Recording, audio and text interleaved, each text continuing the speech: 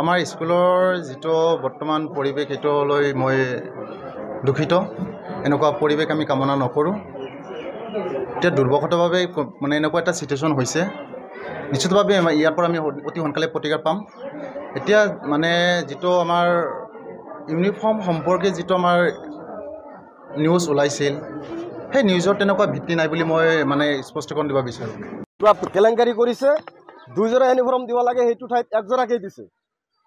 আৰু M E স্কুলতো কৈ আছে এইটো ৰিটাৰ্ণ গৈছে, আৰু হাই স্কুলতো ৰিটাৰ্ণ যোৱা নাই, আমাৰ 1 জোৰাকেই দিছে। আৰু সেইটো কৈ আছে যে নহয় আমি মিলাই দিছোঁ, IS কৈছে বা ডিপাৰ্টমেণ্টেৰ অৰ্ডাৰ আছে, কিবা কলে বলে কমিটিৰ পাওয়াৰ আছে, সেইটো আমি কৰিব পাৰোঁ।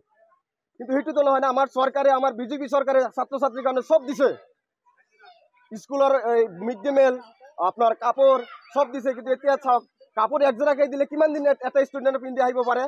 ইউনিফৰ্মৰ টকাখিনি আত্মসাৎ কৰা বুলি সেইটো সম্পূৰ্ণ ভিত্তিহীন আৰু মিছা কথা। আমাৰ ইছপুৰ হাইস্কুলত টোটেল ছাত্ৰ ছাত্ৰী আছে 377 জন, তাৰে এলিমেণ্টাৰী ছেকশ্যনত আছে 252 জন। 252 জনৰ টকা কানাড়া বেংকৰ পৰা বা বেংকৰ খেলি মেলি কাৰণে বা কোনো কাৰণ নজনাকৈ, কোনো কাৰণ কৈফত পোৱা নাই, সেইটো টকাখিনি ঘূৰি গৈছে। আৰু এই বিষয়ে আমি বিভাগীয় কৰ্তৃপক্ষক নিয়মতে লিখিত হিচাপে সব জনাইছোঁ।